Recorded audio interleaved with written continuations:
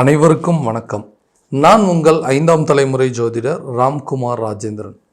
நாம் இன்னைக்கு பார்க்க போகிற தலைப்பு மிதுன ராசி அன்பர்களுக்கு உங்களுடைய ராசிக்கு 12ஆம் இடமான ரிஷப ராசியில் சுக்கிர பகவானுடைய ஆட்சி பலம். அதாவது இந்த நிகழ்வு ஜூன் மாதம் 29ஆம் தேதி முதல் ஜூலை மாதம் 26ஆம் தேதி வரை நடைபெறவிருக்கு.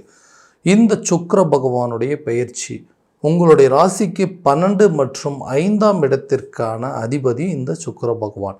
ஆடம்பரம், செல்வ செழிப்பு, மகிழ்ச்சி, அழகு, காதல் மற்றும் திருமணம் போன்ற அனைத்து தலைப்பிற்கும் சொந்தக்காரன் இந்த சுக்கிர பகவான்.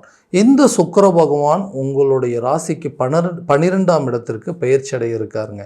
இந்த நிகழ்வு காலகட்டங்களில் மிதுன ராசி அன்பர்களுக்கு எந்த விதமான அற்புதங்கள் மற்றும் சிறப்புகளை கொடுக்க போகிறார் அப்படிங்கிறத இந்த காணொலியில் தெளிவாகவும் துல்லியமாகவும் பார்க்கலாங்க. நம்ம சேனலை ஃபஸ்ட் டைம் பார்க்குறவங்க அதை சப்ஸ்கிரைப் பண்ணிக்கோங்க. பெல் பட்டனை கிளிக் பண்ணி ஆல் அப்படிங்கிற ஆப்ஷன் கொடுத்துக்கோங்க. மிதுன ராசி அன்பர்கள் புதன் பகவானை அதிபதியாக கொண்டவர்கள். எந்த சூழ்நிலையும் கடந்து செல்லக்கூடிய இந்த மிதுன ராசி அன்பர்கள் ஒரு விஷயத்தை ஒரு தடவைக்கு பல தடவை யோசித்து செயல்படுத்தக்கூடிய நபர்களும் இந்த மிதுன ராசிக்காரர்கள் அப்படின்னே சொல்லலாங்க. புதன் பகவானுடைய ஆதிக்கத்தில் இருக்கிறவங்க எந்த ஒரு விஷயத்தையுமே மிக தெளிவாக பிளான் பண்ணி அதை துல்லியமாக செய்யணும்னு நினைப்பாங்க. எந்த ஒரு விஷயத்திலுமே அதில் மீண்டும் தவறுகள் அப்படிங்கிறது ஏற்பட்டுறக்கூடாது அப்படிங்கிறத பார்த்து செய்யக்கூடிய ஒரு ராசி அன்பர்கள் அப்படின்னு சொல்லலாங்க.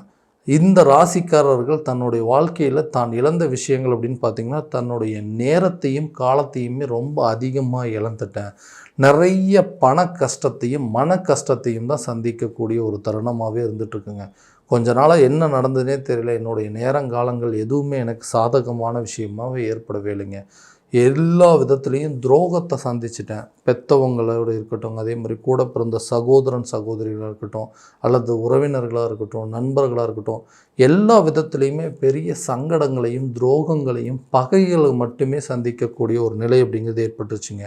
நிறைய விஷயத்தை நான் தவிர்த்திருக்கணுங்க.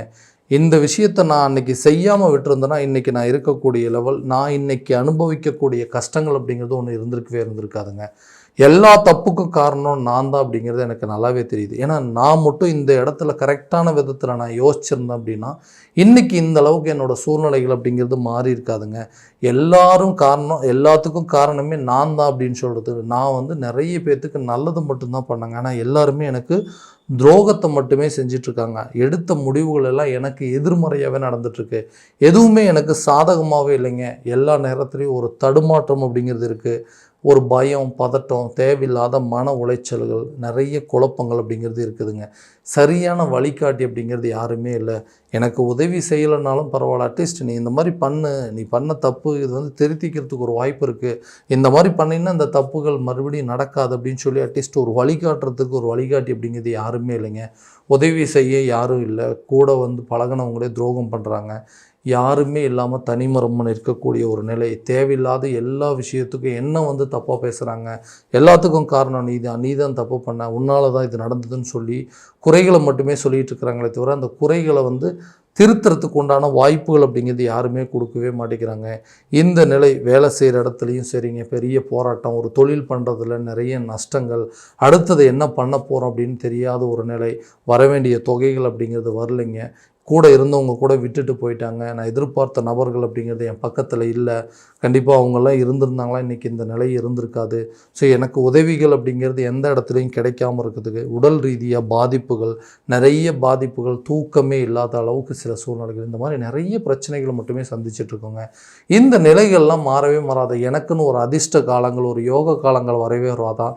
என்னை விட்டு போனவங்க என்னை தேடி வரமாட்டாங்களா, எனக்கு வர வேண்டிய இடத்துல இருந்து கரெக்டான விஷயங்கள் எல்லாமே கரெக்டான நேரத்தில் வராதான்னு சொல்லி யோசிச்சுட்டு இருக்கக்கூடிய இந்த மிதுன ராசி அன்பர்களுக்கு உங்களுடைய ராசிக்கு 12ஆம் இடமான விரய மோட்சஸ்தானத்தில் பயிற்சி ஆகக்கூடிய இந்த சுக்கிர பகவான், சுக்கிரன் எல்லா விஷயத்தையுமே சரி பண்ணக்கூடிய ஒரு கிரகம் அப்படின்னு சொல்லலாம். வெள்ளி கிரகம் என்று சொல்லக்கூடியவங்க, ஆடம்பர கிரகங்க, செல்வாக்கு, அந்தஸ்து, காதல், தாம்பத்தியம், குழந்தை பாக்கியம், காதல், திருமணம் எல்லாத்தையும் கொடுக்கக்கூடியவருங்க. ஸோ இந்த நேரத்தில் ஒரு வேலை செய்கிற இடத்துல எனக்கு வந்து நிறைய மன உளைச்சல் அப்படிங்கிறது ஏற்பட்டிருக்கு. நான் நினச்சபடி ஒரு வேலையை என்னால் செய்ய முடியல. வேலை செய்கிற இடத்துல நான் நிம்மதியாக இருக்க முடியல.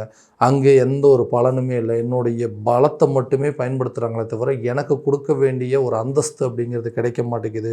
ஒரு சேலரி இன்க்ரிமெண்ட் இல்லை, ஒரு ப்ரொமோஷன் இல்லை அப்படின்னு சொல்லி யோசிச்சுட்டு இருந்தீங்கன்னா, கண்டிப்பாக இந்த காலகட்டங்களில் உங்களுக்கு ஒரு நல்ல பதவி உயர்வுடன் கூடிய சம்பள உயர்வு அப்படிங்கிறது கிடைக்குங்க. உங்களுடைய வேலையில் உங்களுடைய தன்மை என்ன, உங்களுடைய திறமைகள் என்ன, உங்களுடைய பெனிஃபிட் என்ன அப்படிங்கிறதெல்லாம் தெரிஞ்சு உங்களுக்கு தகுந்தபடி சில பதவி உயர்வுகள் கிடைக்கக்கூடிய ஒரு காலகட்டமாக இருக்க போதுங்க. எல்லா நாலேஜும் இருக்குங்க, எல்லா நாலேஜும் நல்லா யூஸ் பண்ணிக்கிறாங்க.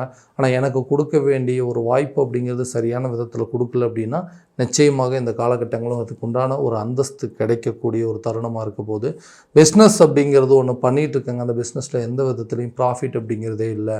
அன்றாடம் வரக்கூடிய வருமானத்தை வச்சு செலவுகளை மட்டுமே சரி செய்யக்கூடிய ஒரு காலமாக இருக்க போகுது. டெய்லியும் சம்பாதிக்கிறது, அதை வச்சு அன்னைக்கு ஒரு நாளை ஓட்டுறது எனக்கு ஒரு பெரிய கஷ்டமாகவே இருக்குங்க. பணம் அப்படிங்கிறது எதுவுமே சரியான விதத்தில் வந்துட்டு ஒரு லாபம் அப்படிங்கிறதே இல்லை. கை கெட்டினது வாய் கெட்டலைங்க. எல்லா வாய்ப்பும் கரெக்டாக கிடைக்கிற மாதிரி இருக்குது. ஆனால் அந்த வாய்ப்புகளுக்கு பயன்படுத்திக்கக்கூடிய சூழல் அப்படிங்கிறது இல்லாமல் இருக்குங்க. தொழிலில் நிறைய நஷ்டம். அடுத்தது என்ன பிஸ்னஸ் பண்ணலாம் அப்படிங்கிறதே தெரியாமல் இருக்குது. நிறைய யோசனைகள், எல்லாருமே எனக்கு எதிராக இருக்கிறாங்களோ அப்படிங்கிற அளவுக்கு சில சூழ்நிலைகள் இருக்குது. அந்த நிலைகள் மாறும். உங்கள் பிஸ்னஸை கண்டிப்பாக அடுத்த லெவலில் கொண்டு போவீங்க. புதிய தொழிலை தொடங்குவதற்கான ஒரு காலகட்டமாக இருக்க போது. உங்கள் உடல் ரீதியாக இருக்கக்கூடிய பாதிப்புகளும் மன ரீதியாக இருக்கக்கூடிய பிரச்சனைகள் அப்படிங்கிறது நிச்சயம் தீருங்க. ரொம்ப நாளாக ட்ரீட்மெண்ட் எடுத்துகிட்டு இருக்க ஹெல்த் வந்து ஏதோ ஒரு விதத்தில் பாதிப்பு வந்துகிட்டே இருக்குன்னா அதற்குண்டான சில பிரச்சனைகளுக்கு தீர்வுகள் அப்படிங்கிறது இந்த நேரத்தில் கிடைக்குங்க. திருமணம் ஆகாத நபர்கள், திருமணம் அப்படிங்கிற ஒரு விஷயம் தள்ளி தள்ளி போயிட்டே இருக்குங்க, கரெக்டான ஸ்டேஜில் நடக்கலை அப்படின்னு யோசிச்சிங்கன்னா திருமணம் ஆகக்கூடிய ஒரு யோகம் அப்படிங்கிறது இருக்குது.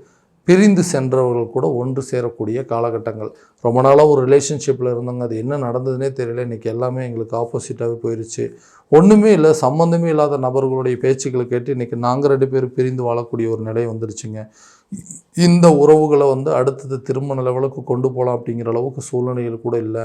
ஸோ யார் கண்ணு பட்டுச்சோ தெரியல, நல்லா போயிட்டு இருந்தேன் எங்கள் லைஃப்பில், இந்த மாதிரி குழப்பங்கள் வந்துடுச்சு. ஸோ என்னை விட்டு பிரிஞ்சு போனவங்க என்னை தேடி வருவாங்களா? திருமணம் அப்படிங்கிற ஒரு பந்தங்கள் வரைக்கும் கொண்டு போக முடியுமா? காதல் சம்மந்தப்பட்ட விஷயத்தை திருமணம் வரைக்கும் கொண்டு போகிறதுக்கான யோக காலமாக இருக்க போகுது. முன்னையே சொன்ன மாதிரி இது ஒரு அரிய யோக காலகட்டங்கள் அப்படிங்கிறது. பிரிந்த கணவன் மனைவிகள் கூட ஒன்று சேரக்கூடிய தருணமாக இருக்க போது. உங்களை விட்டு சென்றவங்களை உங்களை தேடி வரக்கூடிய ஒரு தருணமாக இருக்க போது. என்ன காரணம்னே தெரியலைங்க, நான் எந்த தவறும் செய்யலை, நான் செய்யாத தவறுக்கு தண்டனை அனுபவிச்சுட்டு இருக்கிற காலமாக இருக்குது. அந்த நிலைகள் மாறும். யாரெல்லாம் உங்களை வேண்டான்னு விட்டுட்டு போனாங்களோ அவங்களே உங்களை தேடி வரக்கூடிய ஒரு காலகட்டமாக இருக்க போதுங்க. கணவன் மனைவிக்கிடையே இருக்கக்கூடிய பிரிவினைகளும் சொந்த பந்தங்களுக்கு மத்தியில் இருக்கக்கூடிய மன சங்கடங்கள் அப்படிங்கிறது விலகுங்க. ரொம்ப நாளாக வீடு கட்டணும், வண்டி வாகனங்கள் வாங்கணும் அப்படின்னு யோசிச்சுட்டு இருந்தேன். இல்லை வீடு வந்து இது வரைக்கும் கட்டின வீட்டுக்கு உண்டான கடனை கூட என்னால் அடைக்க முடியல, ஏதாவது ஒரு விதத்தில் அந்த கடனை அடைக்க முடியாது அப்படின்னு யோசிச்சிங்கன்னா கடனை அடைப்பதற்கான சூழல் அப்படிங்கிறது நிச்சயமாக ஏற்படுங்க. சுப விரயங்களுக்கு உண்டான பலன்கள் கட்டாயமாக நீங்கள் அந்த வீட்டை கட்டி முடிப்பீங்க. புதிய வண்டி வாங்குவதற்கான யோகம், நீண்ட நாட்களாக இருந்து வந்த நிலுவைத் தொகைகள் கூட உங்கள் கைக்கு வந்து சேருங்க.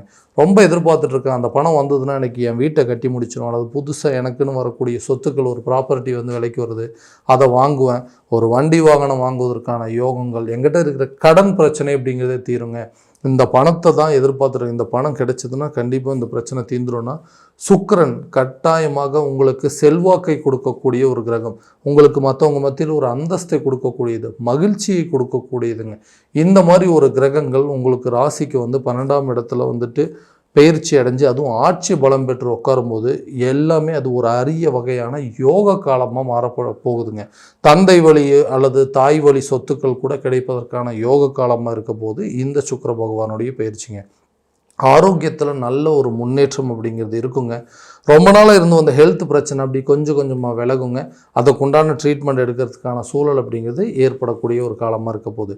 கல்வி சம்மந்தப்பட்ட சில விரயங்கள் அப்படிங்கிறது இருக்கும். அதாவது கல்வி சம்மந்தப்பட்ட ஒரு ஃபீஸ் கட்டுறதோ அல்லது வந்து ஒரு எஜுகேஷன் சம்மந்தப்பட்ட ஒரு ஸ்கூல்லேருந்து இன்னொரு ஸ்கூலுக்கு மாற்றுற மாதிரி வரக்கூடிய நிலை அப்படிங்கிறதா, அல்லது ஹையர் ஸ்டடீஸ் படிக்கும்போது அதுக்குண்டான சில செலவினங்கள். ஸோ கல்வி சம்மந்தப்பட்ட சில செலவினங்கள் அப்படிங்கிறது ஏற்படும். கல்வியில் நல்ல ஒரு முன்னேற்றம் இருக்கும்.